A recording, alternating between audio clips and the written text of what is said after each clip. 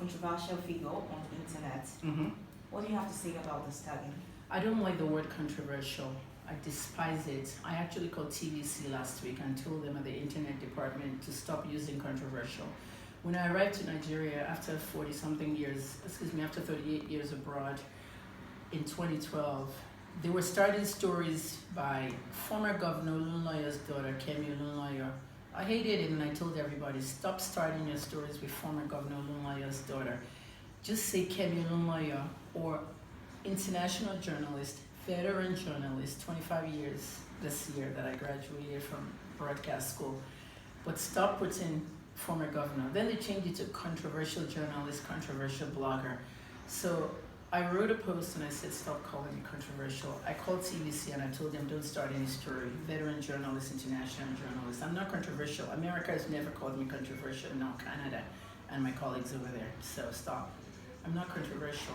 You're controversial in Nigeria when you tell the truth. That's why they're using the word. Nobody's transparent here. All right, well, you've also shown support for Naira Marley's case with the EFCC. What's your motive and what message do you think this is passing to youth who are involved with cybercrimes and internet fraud? Okay, I'm supporting the Naira Marley case in an activist form because the youth don't know their civil rights. Many of the youth are concerned about their human rights. There's SARS out there harassing them, another security agency. Now you can add the EFCC to the next security agency harassing youth, okay? Our children are marginalized. Our youth are marginalized, especially males. I was in Port Harcourt prison for 6 months. They're all in there for cultism, kidnapping, armed robbery, Yahoo, and also militants and the IPOB boys. And everybody's 18 to 25. We're wasting lives of youth in Nigeria. If we put out programs for them, create jobs for them, do seminars that the government can sponsor, of course they wouldn't have all these cyber crimes. I'm supporting Naira Marley because what has happened to him, I've seen it happen in America and Canada before. Here is a popular culture figure, singer, rapping about cyber fraud.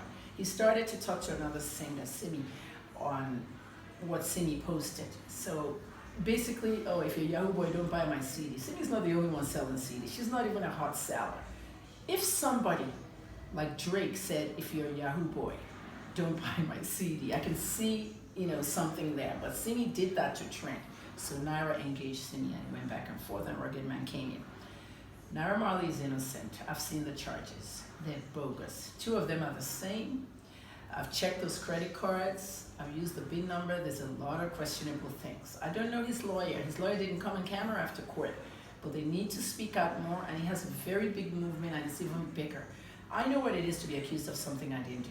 That's how it is with me. I was accused of writing a letter defaming a pastor when I didn't. I went through that rigorous police following me to court and everything for 6 months, 3 times. The young man is innocent. There are people who snitched on him. Yeah, I did accuse Rugged Man of allegedly being the one that filed the petition. So do you have proof? Do you have proof of that? Yeah, the proof is a source in the EFCC. But when you're a journalist, you can't reveal the proof. You cannot reveal the source. You have to protect the source. I have somebody at the EFCC who told me that Mr. Yakubu at the NNPC had stashes of dollars in his Boy Scouts in Kaduna about 5 years ago. He said, hey, Kemi, look at this Boy Scouts. Sent me a picture. We're going to carry money out of here tomorrow. And I believe Sahara Reporters too even covered that. And the money came out the next day. Am I supposed to give that officer's name out and say, oh, this is the officer? That officer tells me everything going on. Even you at Sahara's, you have your own sources there that will tell us something on condition of anonymity. But Rugged Man, instead of just confirming or denying, he created an element of suspicion. Made a post, shaded me by saying end junk journalism and closed the comments. Why? And then left the country. Right at the time when Naira was arrested. Naira was arrested with 2 others and another big artist, Latin. At the end of the day, there's something not right there. Why were those ones released on bail and Naira kept in custody? We are in a time that's very charged. Today's the 22nd of May. In 6 days, we're going to inaugurate the president again, and we're going to enter the 21st year of the democracy. So they need a scapegoat. I'm going to speak up. This is my country. I'm not American. I'm not Canadian. I'm not British. I lived 38 years in this country, but this is Nigeria. This is my country, and there's going to be a revolution very soon with these young people. They've been marginalized too far. All right, now, okay, let's move over with the situation with Iyabo. Now, I'm very sure the situation was what caused you a lot of pain, Yes. grief, and made you penniless and everything. Yeah. And you mentioned in one of your videos that you were going to reopen the case with her and sue her for perjury. Yeah. Do you intend doing that? That's what I really want. I had a meeting with the Attorney General of this state, and I talked to the prosecutors. I spoke to, officers, police prosecutor. I spoke to law and order people and everybody, and they all said the same thing. It's going to be very lengthy. If we have to charge her with perjury, the person that really broke this case will have to come to court. And there's two people that broke the case. Ibiyeomie, a Nollywood actress that Iyabo had a beef with over a car. Iyabo had a beef with Ibiyeomie over a car, and the fact that a pastor paid Ibiyeomie's son's school fees and gave her a car. The pastor hasn't done anything wrong. For what I know, he's very, very generous and helps them in Nollywood and helps the single mothers and takes care of things. I have no problem with philanthropy and pastors. However, the charging documents that I gave you at Sahara says that there's no such person as Ibiyeomie. Iyabo does not know any Ibiyeomie, and Ibiyeomie is Kemi's figment of her imagination.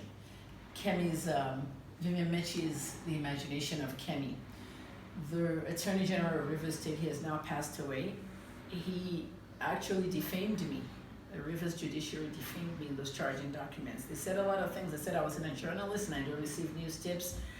So who am I suing exactly? The Rivers Judiciary, Iyabo, the police for kidnapping me 12 hours. I didn't know where I was going. Allowing me to see them executing people at SARS, shooting young people that they brought in for minor crimes or stealing, dragging me to a prison. I saw too much in the prison. I'm traumatized. I have post-traumatic stress, which is a flashback of traumatic events, and it's killing me. If I'm not taking diazepam for bedtime, the lights are on. I can't sleep with lights off anymore. If I'm not taking that drug, I'm probably thinking of suicide. How can I kill myself? There's a voice. It's not a voice like schizophrenia, but there's a voice that just says, Kemi, it's not even worth it. This is a crazy country. Just drink that sniper. Nobody wouldn't care. Leave a note if you want to. When you feel that way, you have to reach out for help. I went on TVC 3 times to talk about my mental health. TVC has tweets, you've seen them. Kemi being treated for anxiety and depression. Kemi, PTSD. We have Kemi here for World Mental Health Day. Why am I doing all that? This is the same Kemi Olunloyo that everybody says, this woman's a mad woman, she's a psychotic, she's a drug addict. They've called me every mental disease out there when I was not. Now I am. I'm suffering PTSD, which is a combination of anxiety, depression, and everything. And PTSD is very hard to treat with drugs. So they only gave me an anxiety pill, diazepam, to sleep. You can't treat it like depression. It doesn't work. If you give a PTSD victim antidepressant, it'll get worse. And it's about fight or flight. Sometimes I wake up and I say I want to go get a gun and just enter a police station and shoot everybody. Kill 9, 10 police officers. So you're willing to go through the relenting process just to sue her? That process, I want to do it. But what they told me was that, I'm very emotional, but I'll tell you exclusively. They have to open, if I have to sue Iyabo for perjury, they have to open both criminal cases. I wasn't acquitted. That's why I tell people on social media, don't say they dropped the charges. Nothing was dropped. Say they withdrew. Pastor Ibiyeomie asked the police and the prosecutors to withdraw the case because I showed proof that I did not write that letter. That letter spoke about a pastor, Ibiyeomie, giving people stuff, giving an actress a car meant for the church, to bring people to the church. It called Iyabo's daughter a runs girl. It called Iyabo fighting Ibiyeomie. And the letter writer also said Ibiyeomie put the pastor's DP on her page, and Iyabo was mad. So it looked like a third party wrote it, somebody who's not Iyabo or Vivian. By the time I proved to them that this is the letter, I printed it. The mediator in this case was, for the first time, I'm going to tell you exclusively, Iyabo Graham Douglas.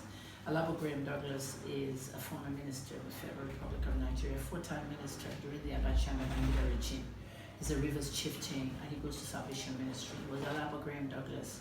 It was his house. I stayed in Port Harcourt for 4 weeks after, and he was the one that mediated Ibiyeomie and myself. I was 53, Ibiyeomie was 55, and he looked both of us in the eye in church in Ibiyeomie's office and said, "You're like my children." He's 80 years old. Kemi has the letter that was sent to her. Because Instagram confirmed that this was not written by me, it was sent to her.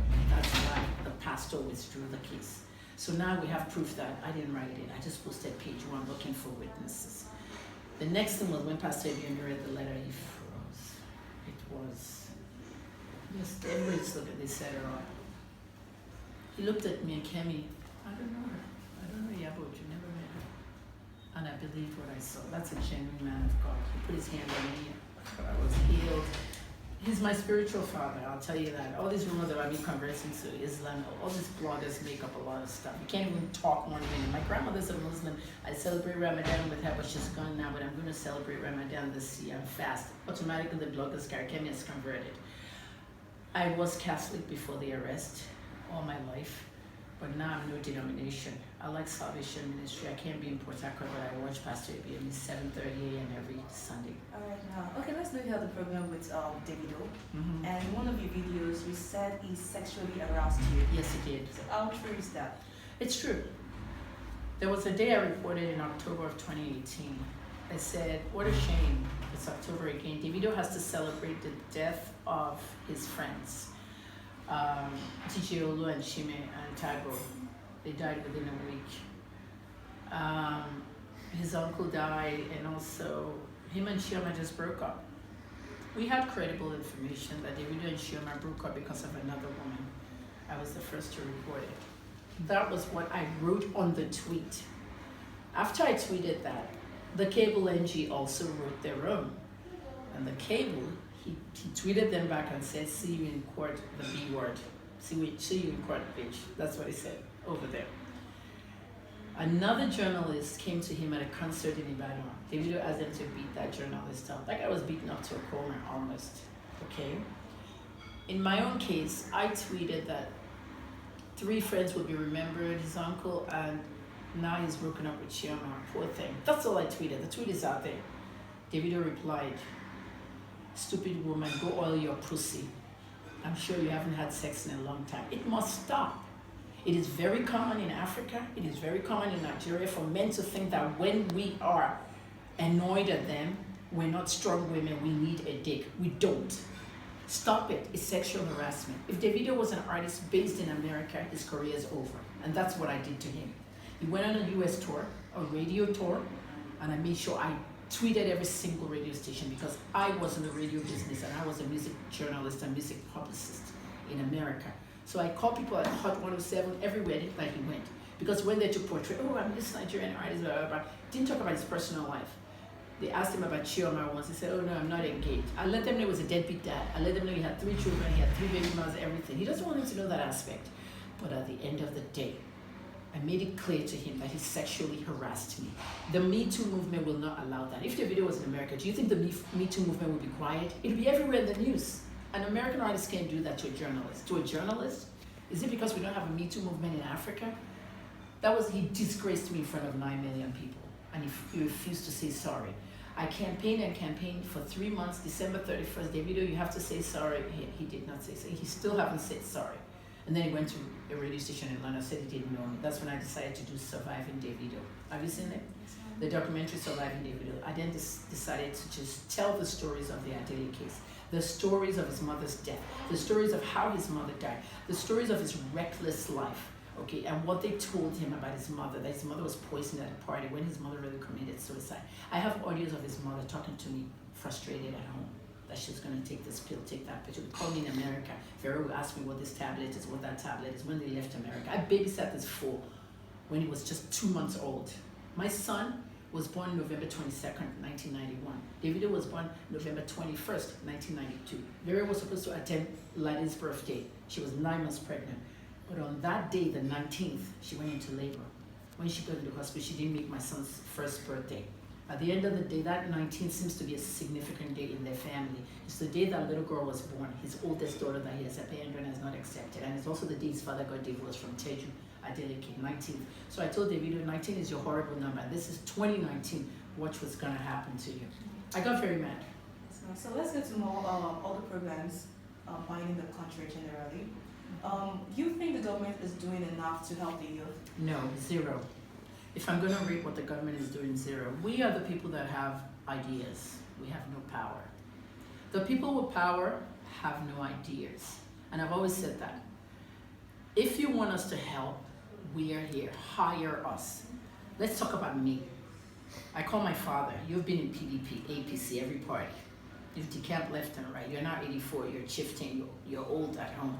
Why hasn't anybody hired me? Part of why I came back to this country, Daddy, is because you told me to come home. You get me this, you get me that. You did nothing. Kemi, everybody's scared of you. You're too transparent. That's what my father's telling me. I'm too transparent. So I went to Chief Akinjide. Do you know Chief Akinjide, the PDP chieftain? He's almost 90 years old now. He's too old now. When I went to Chief Akinjide's house, he lives here in Ibadan, he said that I'm too transparent. He said to me, yeah, because they're stealing money and they know you'll catch them. My father actually illustrated it and said, your sisters are good with the government. One of my sisters was a special advisor to the state government. Because when somebody's stealing money, they'll just walk past, look at their computer, and just go report. But you're going to go to that computer and say, hey, what are you doing? Are you on Facebook or you're balancing the budget? You'll get into that. They don't want that. Sadly, I have a first-class degree in pharmacy, journalism, and PR, and I counted 17 ministries in Nigeria that I could work. And not to talk of your state or state level. Why am I not getting contracts? Why do I have to stand over the street up there at gate, Agodi Gate, educating the public about Ebola? During the Ebola thing, I was standing in the middle of a huge crowd. They thought it was a rally. I was educating people about Ebola and the safety of street foods. I could have collected a contract for that from the state. They'll pay me money, I'll go to different areas and do that. Community activism. I'm an activist. I made myself an activist in the US, drug abuse. The Clinton administration gave me a green card. Canada, gun violence. Nigeria, community activism. They haven't used my talents. So how will you rate the president's anti-corruption campaign?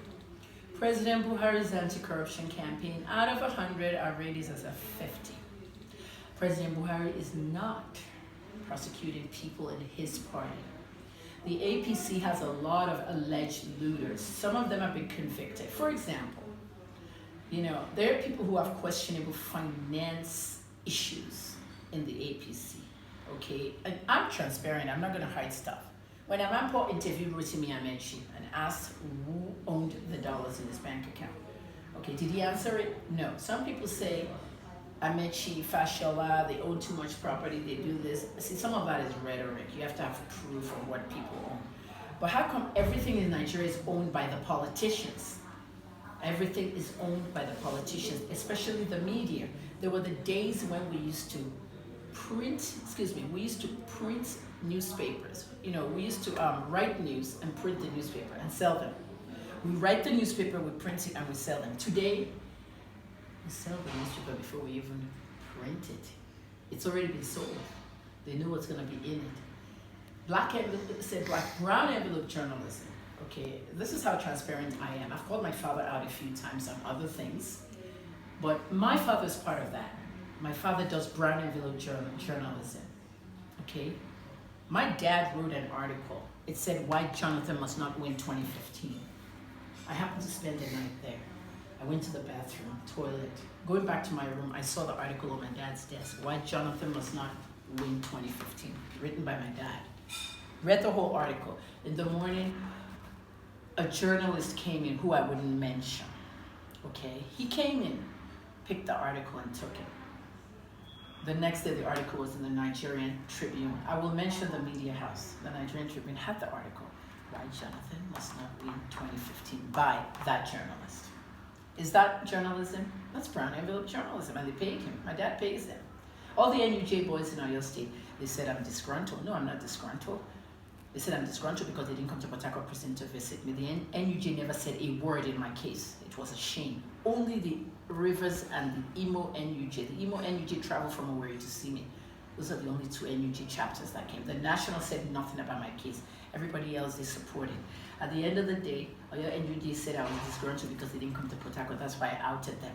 I'm not asking you for that. You've been doing it for a long time. You've been coming to my house for a long time to eat with my dad. My mom will be cooking fried chicken for you guys because you're collecting money to fake articles. And it's not just Nigerian Tribune, it's everywhere. All right, now, so on the issue of insecurity, which is one of the major problems plaguing us as a country, what solutions can you provide to the federal government? The solutions we prefer to the federal government is that insecurity is an internal job. The federal government is the problem. General Abacha. I like Sonia Abacha. I know Nigeria is going to talk and say, oh, she's controversial. She's always on the side of the dictators and all that. Excuse me. They're just some dictators I like, okay? But General Sonia Abacha, I never met him, but I like who he was. He said if there's an insurgency and it lasts more than 24 hours, the government has a hand in it. He was our defense minister when he said that. If an insurgency lasts more than 24 hours, the government has a hand in it. When Jonathan was there, they had Chibok girls.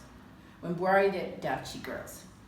These are not real kidnappings for me, personally. What I believe is they just kidnap gangs, organized kidnap gangs, so that the feds will give them money.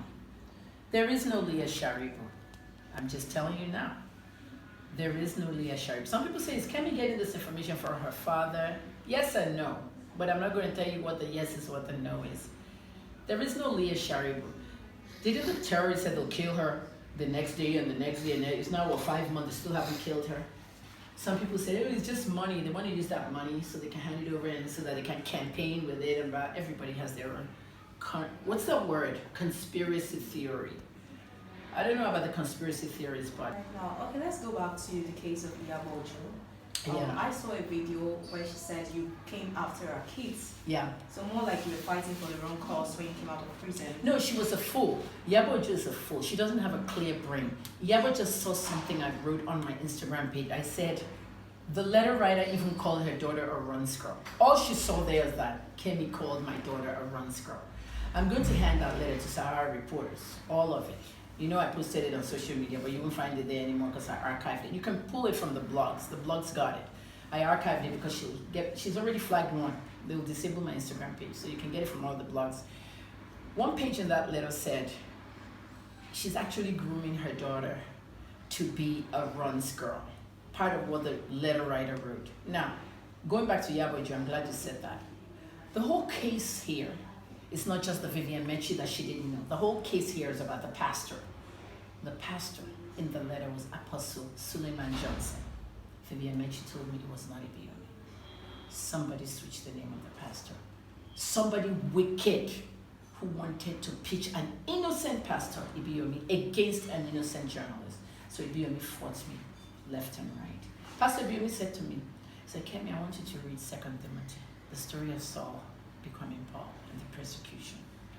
Because there's the message in there. Sometimes people would pitch you against each other and you're both innocent. That's what they did here. Well, Vivian said, the PA holds the phone.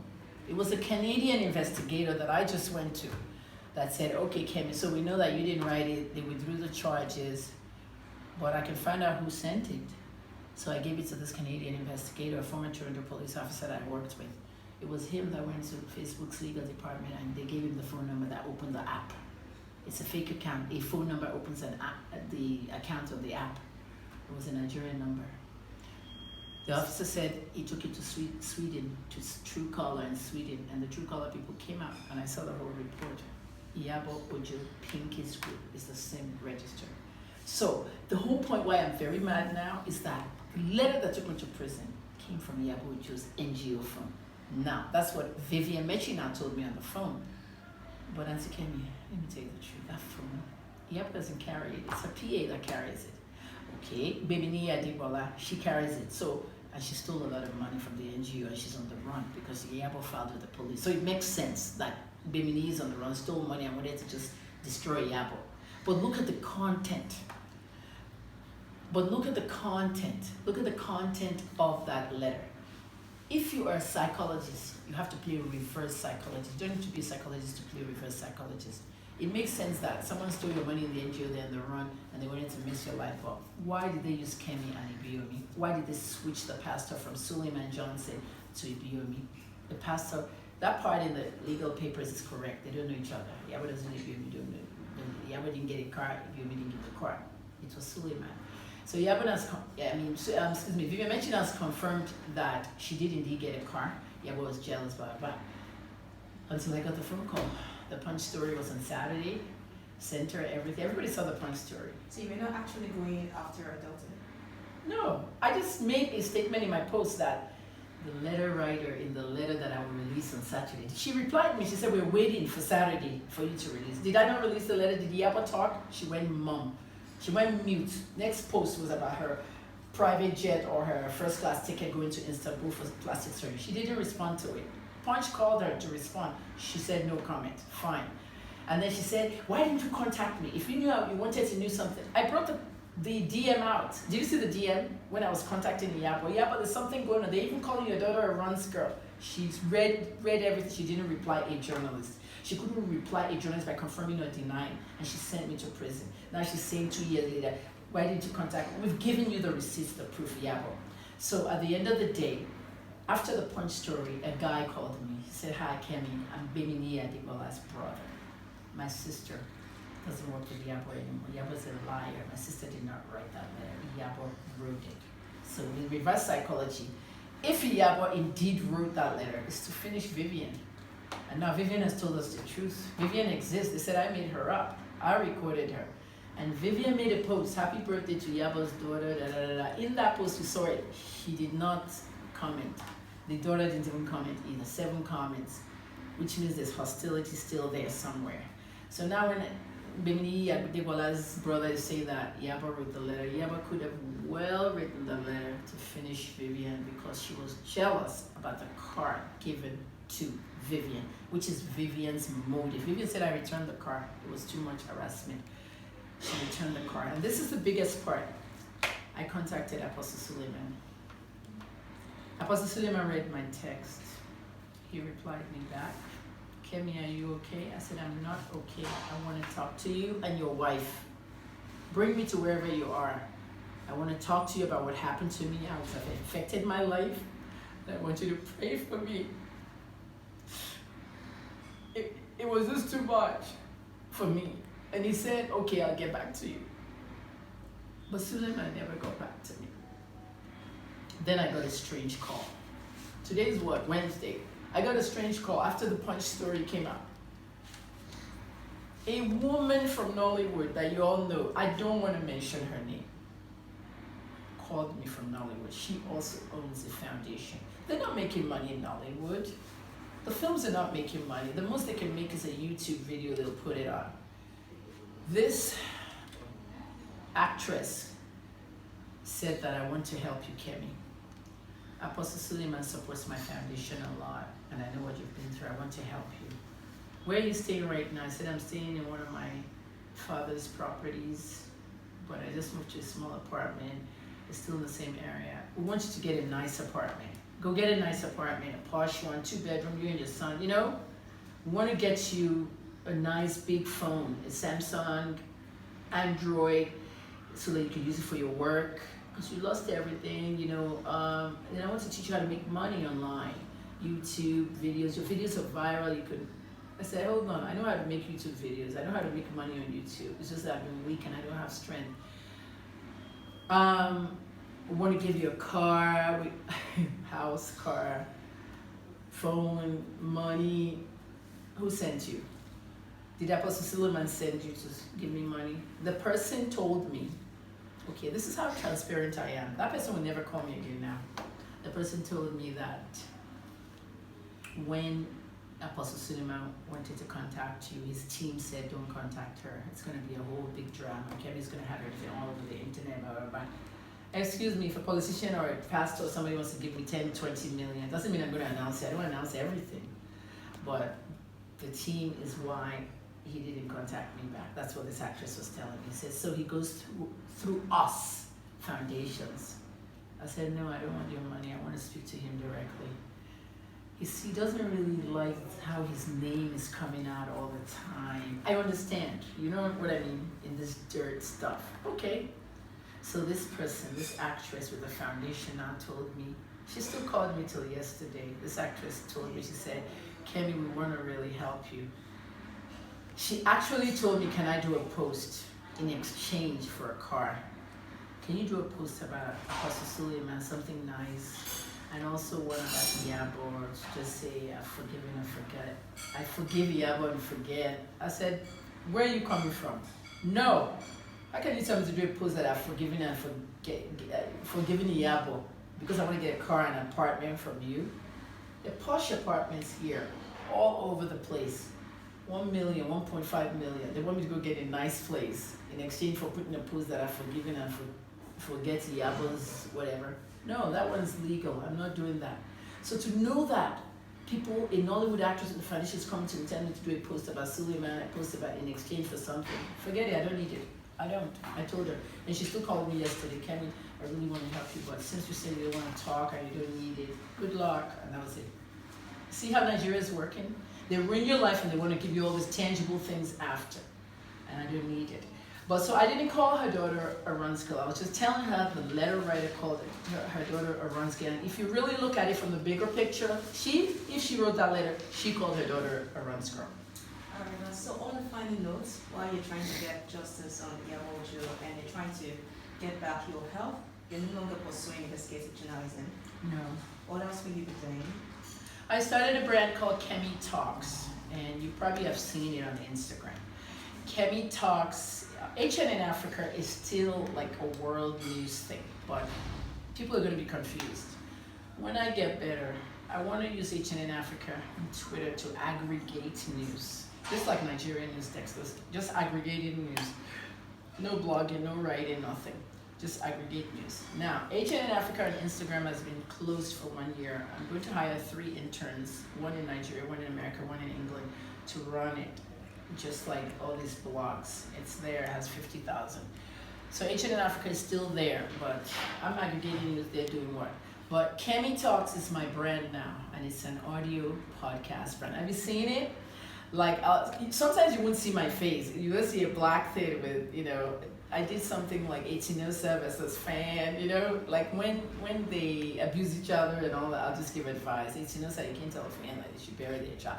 Yubi Franklin versus this, Tonto versus husband. I have many of those, so that's Kemi Talks. It's actually a podcast on Anchor, anchor.fm/Kemi Talks, but I'm also doing it on YouTube as well. So it's like I talk, okay? You see how much I talked about Naira Marley, so that's Kemi Talks is what I want to focus on now on YouTube and Instagram. So I'm not pursuing investigative journalism anymore. And on the final note on Iyabo Joe, I'm going to exclusively tell Sahara now that I don't intend to reopen the case. I'm going to let her walk free.